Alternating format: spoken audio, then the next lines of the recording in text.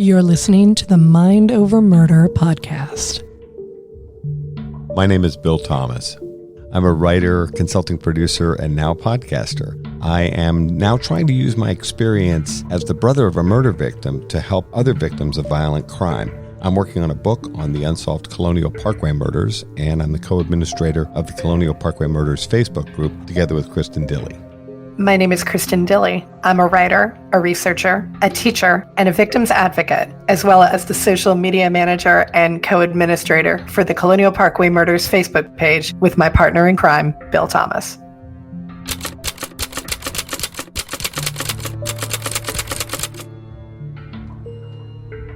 Welcome to Mind Over Murder. I'm Kristin Dilley. And I'm Bill Thomas.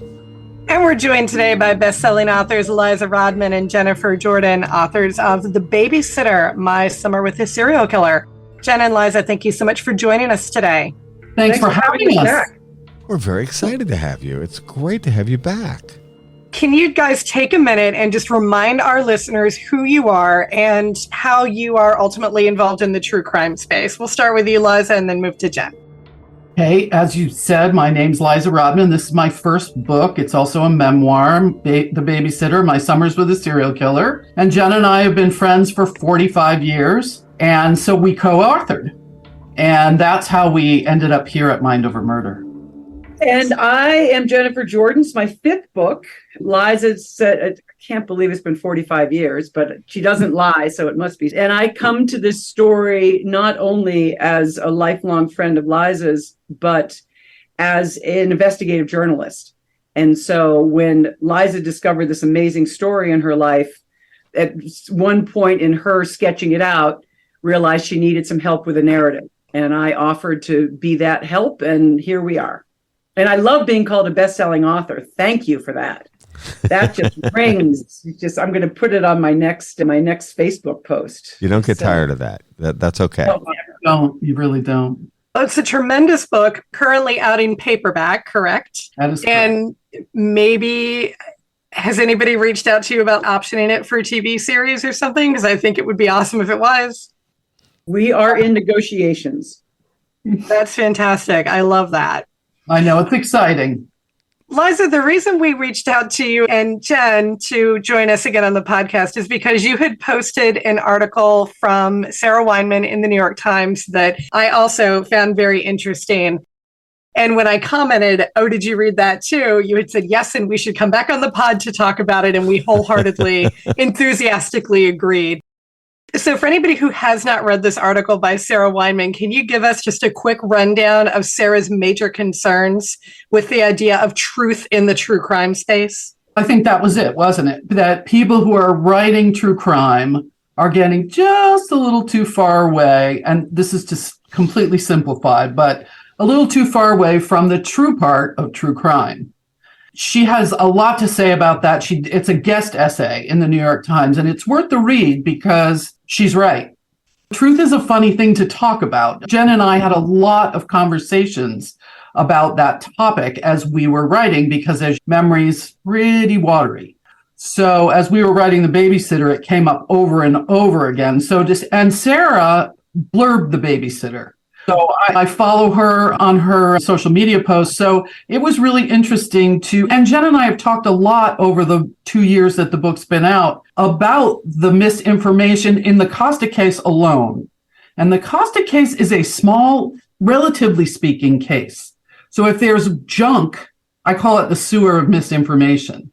But if there's junk in the Costa case, you can imagine the kind of untruths that come with a big case like Ted Bundy or somebody like that.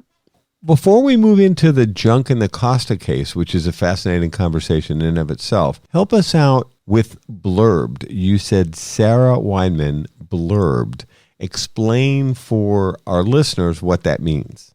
So what that means is that when you write a book, advance copies go out to other authors in the genre in which you're writing. And the publisher will ask that they read the book and provide just a few sentences about the book, how they felt about the book, what they think about the subject matter, just a quick few sentences. And it's known as a blurb in publication talk. And it'll end up on the back cover or it'll end up in an advertisement somewhere. So that's the kind of thing. And Sarah was one of the people who was kind enough to do that for us.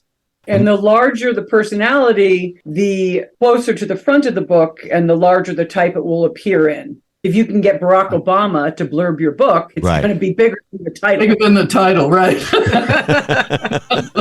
And certainly bigger than the author's name. If you can get Oprah to talk about, I laughed, I cried, I lost control of my bodily functions, that would be ideal.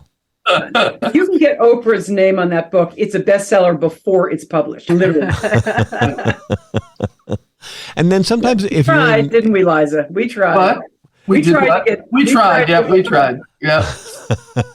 And people call it, it's a blurb. It's a couple of sentences about just how great this book is. That's right. Why you should read it. Yep.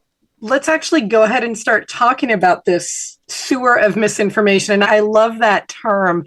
And Jen, with your background in investigative journalism, I know that you're probably very aware of how important it is to hew as close to the truth as possible when you're telling a story.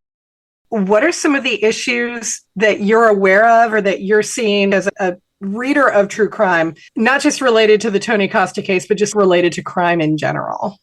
It is not even hewing to the truth. I mean, if it's not the truth, I, as a journalist, won't print it. And in fact, and I will refer to the Tony Costa case just briefly, one of the cold case scenarios that Liza and I were able to solve started with the fact that I was not able to write the sentence or repeat the sentence that every single article about Tony had stated that, and these three girls were never seen alive again. As I got to that paragraph and tried to write that, I was like, can't do it. I don't know that they're not alive because their bodies were never found.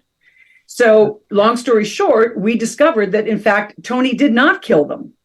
That they were all dead, but not by Tony's hand. So I, as a journalist, and now in the true crime genre, which I have not been in before, have been just astounded by how it's not even true crime that's selling. It's the sensationalism and the salaciousness of true crime that is perhaps the root of the story that then is just exploited to sell the books and to sell the film and to, take it to Netflix. And I haven't been in on those conversations, but I've been in on enough of Liza's and my conversations with would-be producers to know that it's really about how huge and how electric and how explosive the story is that they're interested in. They really don't care that the facts might not be as grotesque, as lurid, as sellable as the truth is. So it's been, for me as a journalist in many different fields, we could go down the list of the news every night, and you just know that it's not 100%. That the reporters are having to cut corners because the producers are like, oh yeah, but that'll flash big on the banner of the 5 o'clock news. So the stories are considered not sensational enough, therefore we have to jazz them up with crap that didn't happen? Because a lot of murders happen, and a lot of murders gruesomely happen. But in order to make it a book, make it a film, it's got to, unfortunately, in too many cases, got to include a few little tidbits that who's going to check and who's going to know in the long run anyway? Who's going to care? We see it all the time in other genres besides true crime. And we see authors changing the genres too. Right. Memoirs, true crime, nonfiction, just have they're based in a story, but then the writer just uses the license of, I did the research I could, and I talked to the people I could. But, there's somebody else that says something else. I'm not interested so much in that part of the story. So it happens all the time. The story, of course, that tends to come to my mind the most, and that just tends to be because I teach this in my AP course, is I do tend to think about Truman Capote and In Cold Blood, and the artistic license, I guess is maybe the politest way to put it, that he took with a lot of aspects of those stories. And he was arrogant about it. He was arrogant about it. He was creating a new genre. You see some of that now, too. I see some of that now.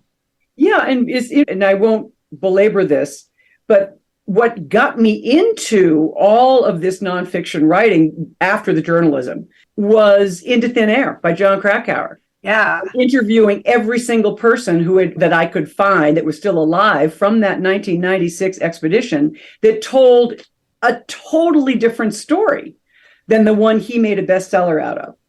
And so it was following those threads of that truth that led me to this kind of, holy shit, what is going on here? The whole thing was like a journalist's account. Not so much as one of the people there said to me, he's a good writer of fiction.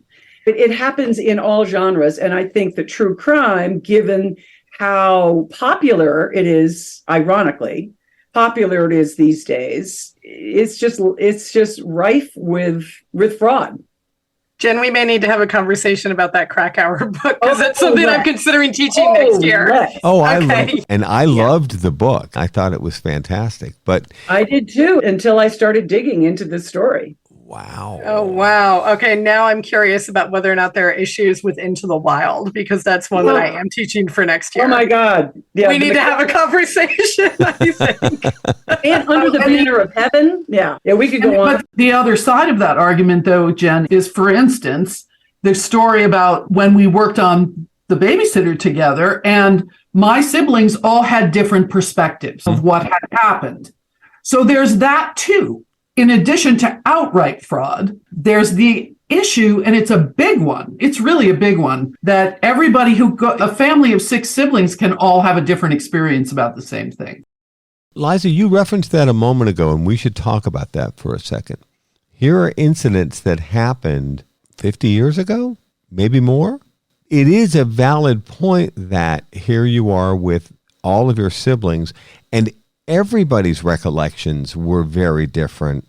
Even if you're not going to wear the fiction writer hat and say, I'm going to embellish the crap out of this thing, and I'm going to make up stuff, and I'm going to describe scenes that never happened, even going with an effort to tell the story as accurately as you can, all the different perspectives of the people that lived it are different.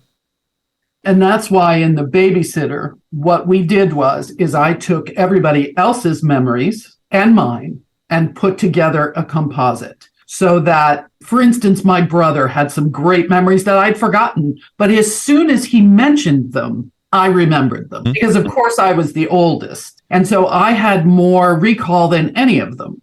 So I did it that way. Because I knew what my memories were. I knew what my images were. I knew how creepy it felt, even though I never really understood why. I thought it was my mother that was the creepy part, which was the great irony in the book, because indeed she was creepier than him.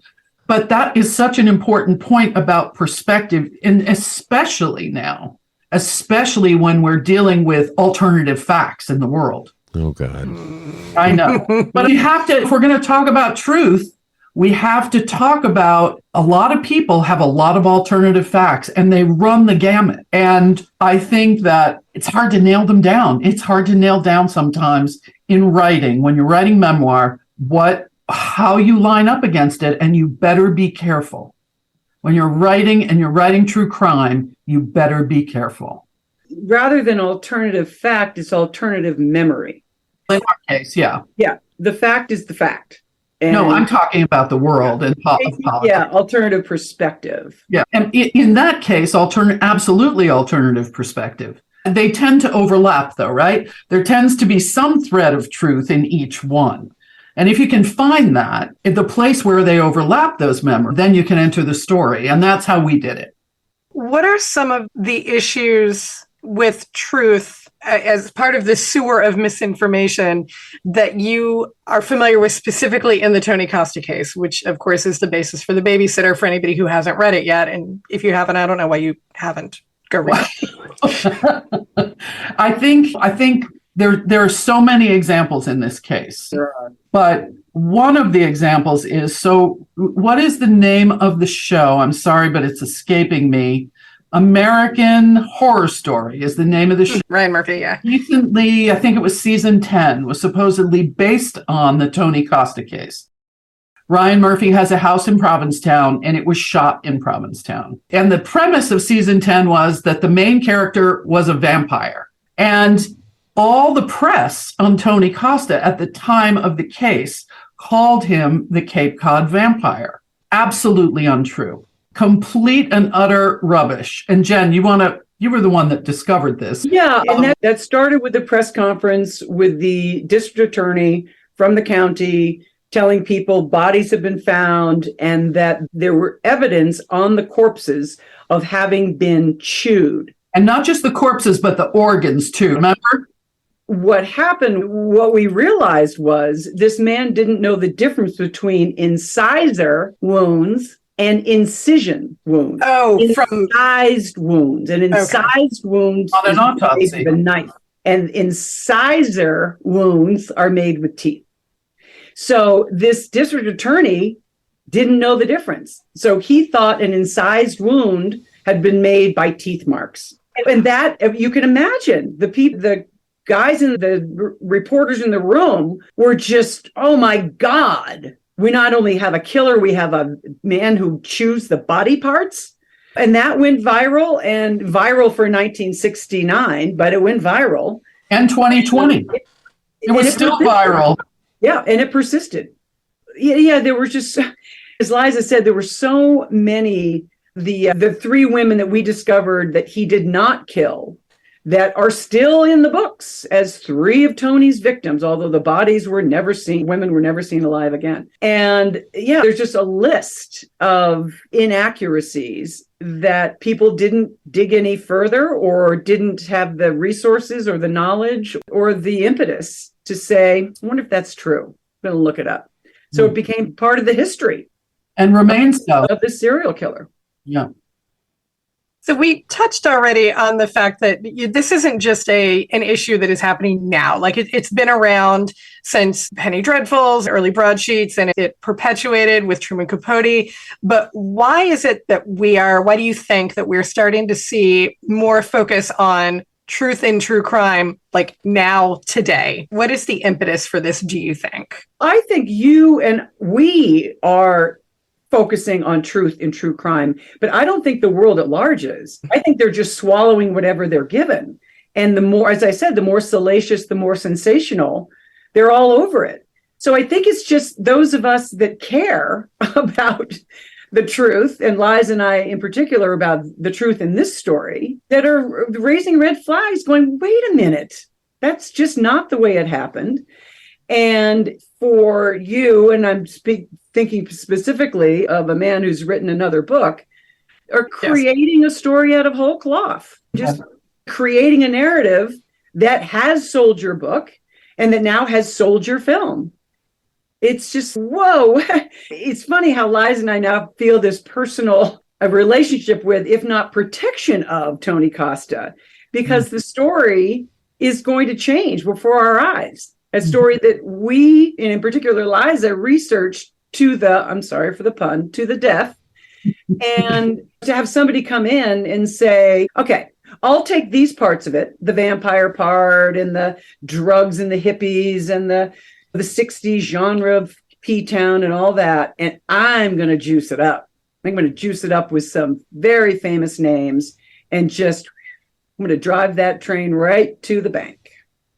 There's something else going on as well, which we've actively been participating in discussions, which is for contemporary cases, family members like myself as the brother of a murder victim and a number of other people, some of whom we regard as our allies and friends, are very disturbed by the coverage that these cases have received, because they feel that not only are the stories not adhering to the truth, but they're very much veering off into disrespectful and sensationalized aspects of the story that may or may not be based on reality, that there's just people throwing in all kinds of crap. And you see it even in new murder cases that have happened recently. This Idaho 4 case with the 4 college students being killed. We've just seen someone indicted in that case, and yet the sensational aspect of that case and the embellishment, it's already starting. And so, right, it's about money. Yeah, it's about money, and it's about readership and clicks and viewership, right, and just advertising, driving audiences. But no one seems to be particularly concerned that some of this coverage could be very hurtful to the families of the victims, and that victims are being treated in a very disrespectful way. That's a responsibility of the writer who's writing about it. We had this issue, obviously, with the Costa book and the victims. And all we could do, we went to great lengths to talk to the family, to interview the family, to get the family perspective. And not just the family perspective of Tony, but of the victims. A lot of them are, at least with cases this old, are deceased. And those who are not deceased, I can tell you one in particular, which I don't want to give a name, but I do want to say, lives were ruined by these murders and by the heinousness and the horridness of these crimes. Lives were ruined. And people, I like to use this metaphor of going into my bed and pulling the sheets up over my head. A lot of the victims' families in this case did exactly that. And there are a few, from what I know, there's a woman now who's actually just dealing with it, who was part of this case when it happened. But when Jen and I tried to talk to victims' families, we were threatened. They were angry. And you can get it. The whole town is traumatized. They did not want us writing about this. They did not want us writing about their loved ones. And Tony's family didn't want us writing about them too. So here's the question. What am I to do with my truth? So we struggled with that as well, a lot. We talked about it. We went back and forth about it. And I needed to tell the story that happened to me. And to this day, and Bill, I think this is, as somebody who has been a victim or been a victim's family, I think that there's so many aspects to what goes on here. There are so many peripheral people, and again, so many perspectives, and you do the best you can, but it's a tough call, because I needed to write my book. I needed to. It grabbed a hold of me and wouldn't let me go. Whose truth am I going to tell? How am I going to go around that? So we tried to be as respectful to the victims' stories without getting any feedback from the families, because they didn't want to cooperate. I imagine you can, in these cases, the families have their own truth too, and it's equally as interesting, and it's often incredibly different from what happened to, for instance, me as a kind of a person on the sidelines. I don't know if that answers your question or not, but I think it's so complex. And I think that there are writers out there who don't care, and I think there are writers out there who do. And there's probably writers in the middle too, who are going to tell the story no matter what you say and tell it their way. So I hope I answered your question. And I would also say that it's not only on the writer's plate, it's the editor's plate. Okay. The editor who, is sending these reporters out and then allowing an underreported, sloppily reported, cut and pasted reporting to go on the air and in the newspaper and in the magazine. And Great. To answer directly, Bill, one of your questions, I think the reason is money, in that research costs money. Having a reporter on a story on those Idaho murders, and only on those Idaho murders, is very expensive. And in a lot of cases, too many cases, the reporter is just going to go and talk to the same people that everyone else has talked to, and then read everyone else's story, cut and paste it, change a few words, and put it in circulation. So it's a combination of real reportage costing a lot of money that less and less news outlets are able to pay. A lot of those students coming out of journalism school are being taught that there's not a lot of money, and cutting corners is what sometimes has to be done to get the story on the air. Then you've got editors who are being yelled at by shareholders saying, how much did you spend on that story? Wait a minute. Why didn't we just use so-and-so's lead and go with that? But I think ultimately it just comes down to money. There's less and less money in the pool to pay people to do the kind of research that is necessary. And details are expensive. And sitting in Moscow, Idaho for months on end to get to the truth of a story is not going to be done. Which is why salacious sells, because they can repeat it over and over again. And it's cheap. And it's cheap. You're listening to Mind Over Murder. We'll be right back after this word from our sponsors.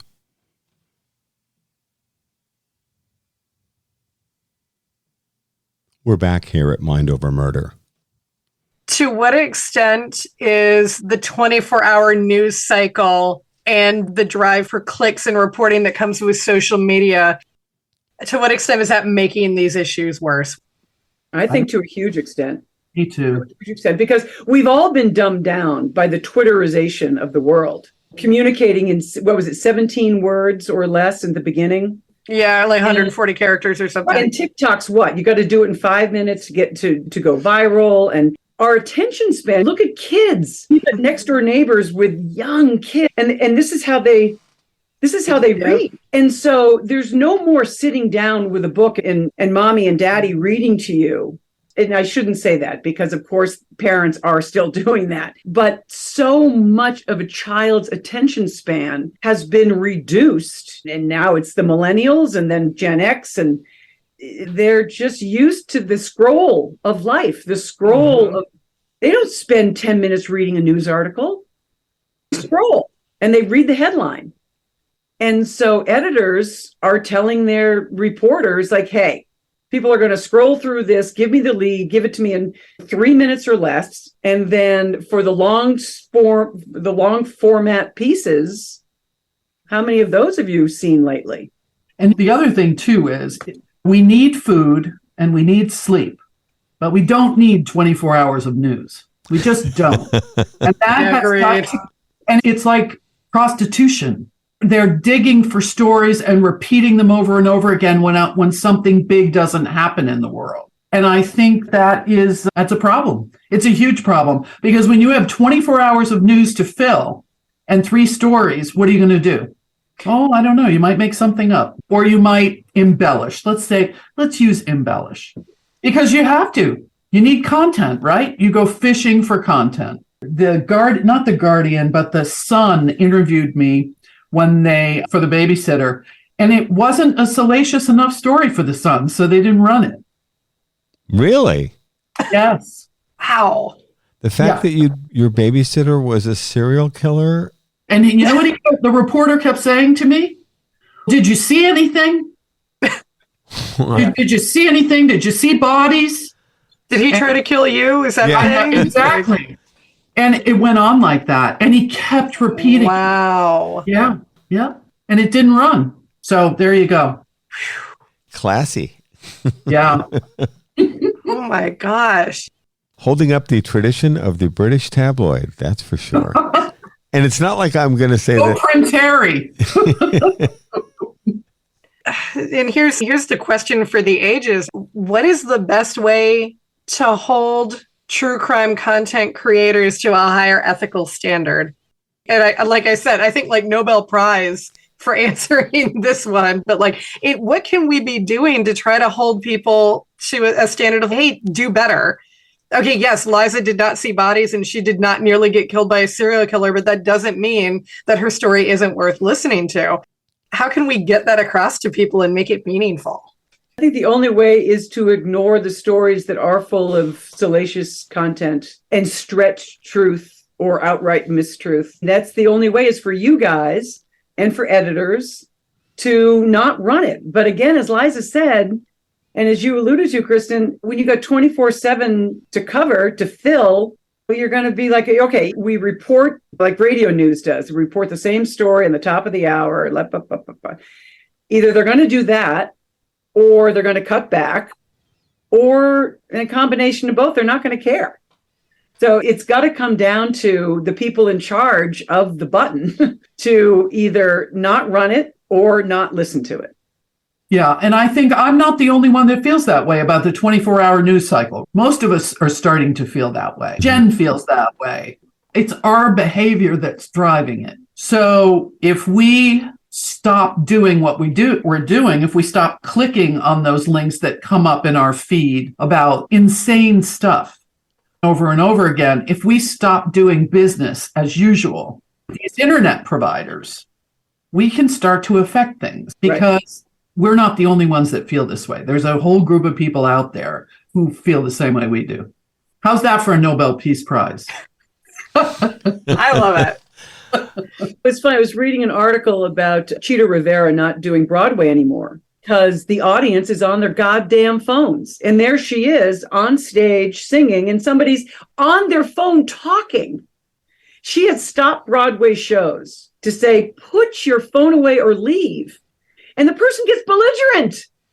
So the article was actually really well written and an incredibly horrible, shocking insight into what it's like to go to a Broadway show for $300 a ticket.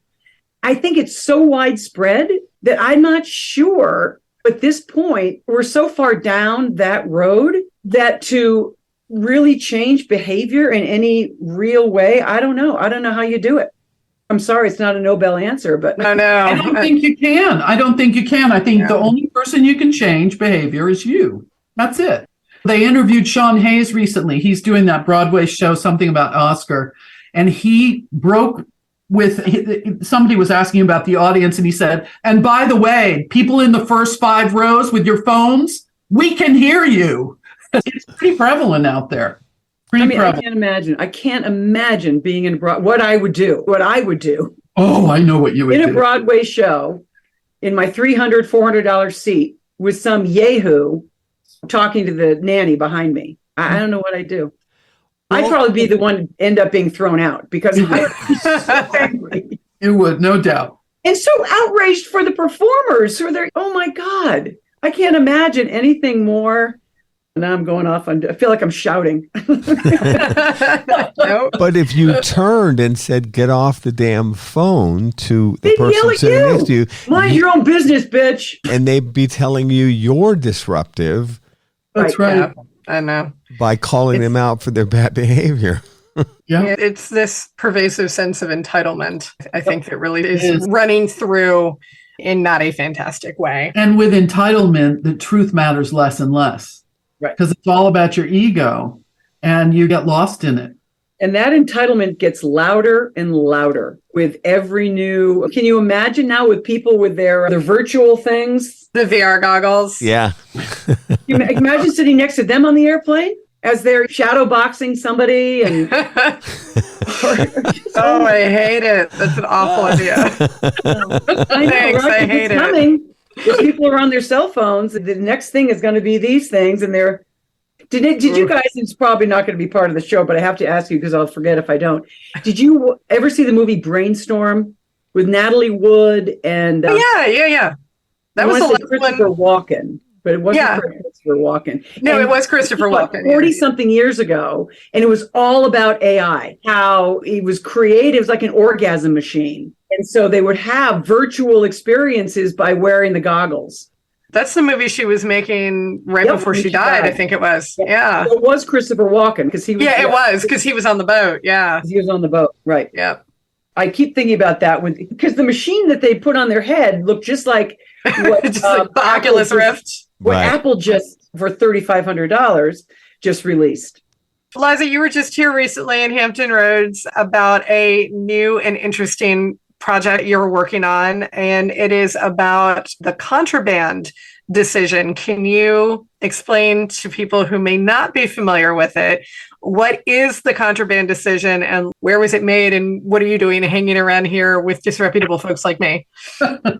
I'd be happy to. Actually, most people, even in Hampton Roads, I was there for a week and I had a wonderful time. And shout out to the baker's wife in Phoebus. I recommend it to everyone. But I was talking to a waiter there, talk wherever I go, and no one knows the story.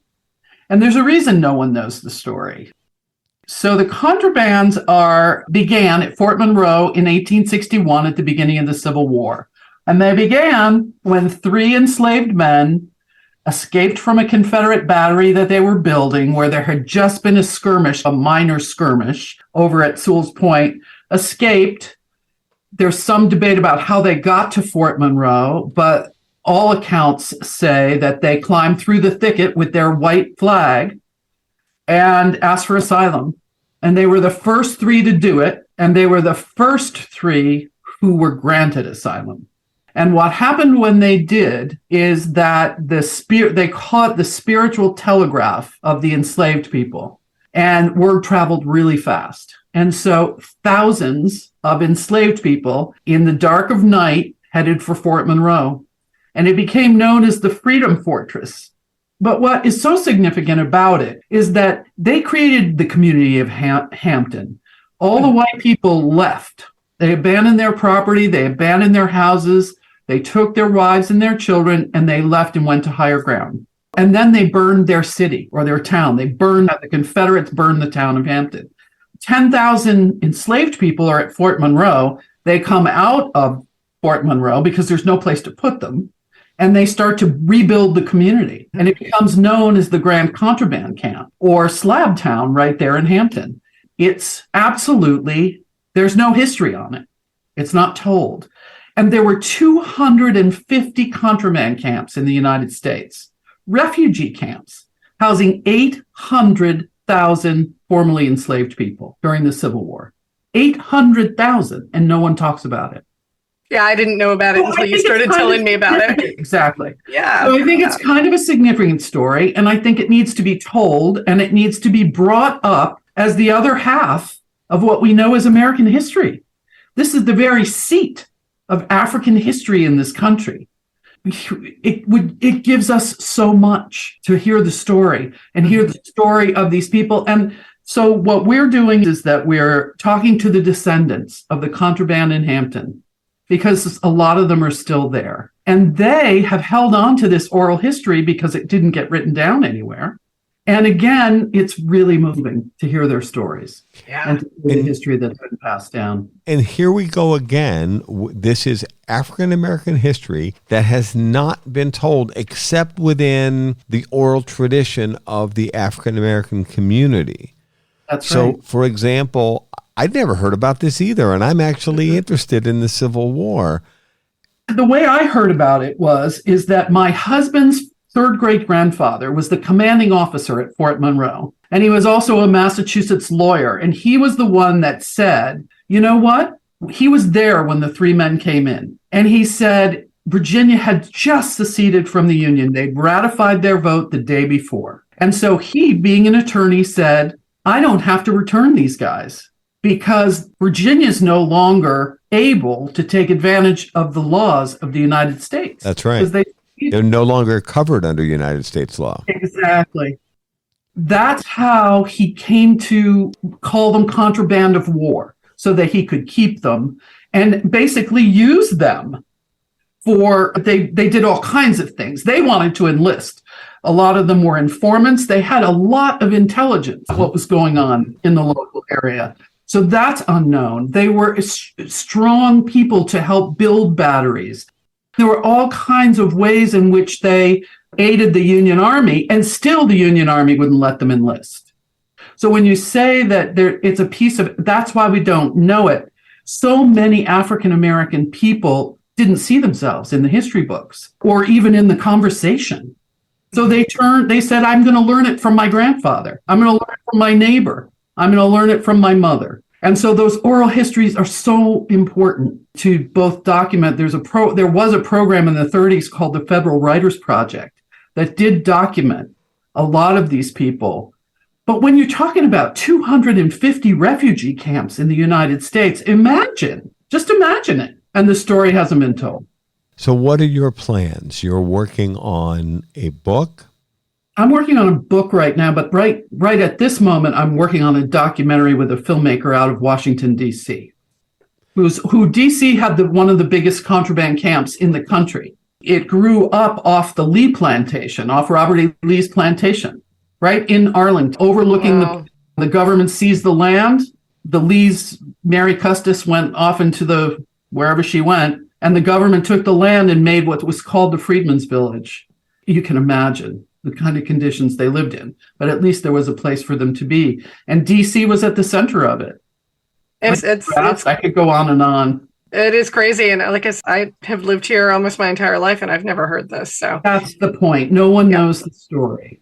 This is very interesting. And Jen, how about you in terms of projects? What are you working on? My quick answer is survival. We had a family tragedy a year ago. And so I'm just getting back to writing, actually. I just wrote my first piece in a year because I have just been so sidelined by trauma. But I'm getting back to writing. I'm actually turning the tragedy into a memoir called Sisters, a Love Story. And so we'll see. It's been a hell of a year. And just beginning to come out, as Bill, you probably understand this, coming out the other side of a horrific tragedy. We're so sorry to hear that, Jen. Thank you. Well, hopefully some good things will come out of it in terms of maybe you being able to turn your creative juices on again and move forward in telling the story. But it sounds like a very challenging. No, it's in fact, as I start to write it, I'm realizing just how challenging it is to relive it in the depth that you need to as a memoirist, as Liza knows all too well. It's just, as I have said to my clients who I've ghostwritten for, memoir writing is the bravest thing you're ever going to do. And I don't want to work with you if you don't know that, if you're not aware of that, and not willing to absolutely unzip yourself for the world to see, because nobody wants to read a memoir by Pollyanna. It's daunting, but it feels so good to finally have the bandwidth to get back to writing and to a creative process, because I've not had an ounce to spare for creativity. So getting back. Thank you for asking, and stay tuned. It's a relief when you have your words back, finally. Yeah. Like when you return to it from a long time, it's, this is what I missed. This is what I love. I get it. Right. I'm glad you're getting them back. That's really good. And this is, in fact, I was just, the first piece of writing that I've done in a year, a friend asked me to write the introduction to an upcoming coffee table book. In writing the intro, I said, the happiest people, the luckiest people, are those who know what they're born to do and love doing it. It's true of myself. And to not have that for a year has been really, on top of all the challenges, really tough. And to feel it coming back. There's flowers in the garden after winter, to feel them start to, there's the sun. Oh, I remember this. Yeah. Yeah. It's an amazing feeling. That analogy is a very strong one. Liza, Jen, thank you so much for joining us to talk a little bit about the sticky problem of truth and true crime and some of the repercussions for that. And we do encourage everybody to pick up The Babysitter. If you have not already done so, it is a magnificent book. And we thank our two best-selling author friends for joining us again today. We love having you, and we love your work. Thank you both so much. It's been great to come back. Yeah, we've been so happy to come back. Really, it's a pleasure to talk to you guys. And it's always great to get together with my Jenny. So even if it's on Zoom. Even if it's on Zoom. All right, guys, we're about to get a tornado coming through Salt Lake, so I got to go. Okay. All right. Be safe. That is going to do it for this episode of Mind Over Murder. Thank you so much for listening, and we'll see you next time.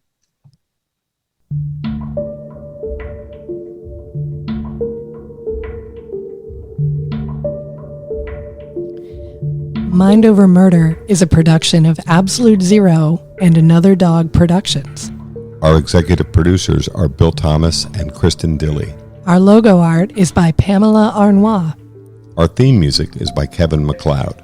Mind Over Murder is distributed in partnership with Crawlspace Media. You can follow us on Facebook, Twitter, or Instagram. You can also follow our page on the Colonial Parkway Murders on Facebook. And finally, you can follow Bill Thomas on Twitter at BillThomas56. Thank you for listening to Mind Over Murder.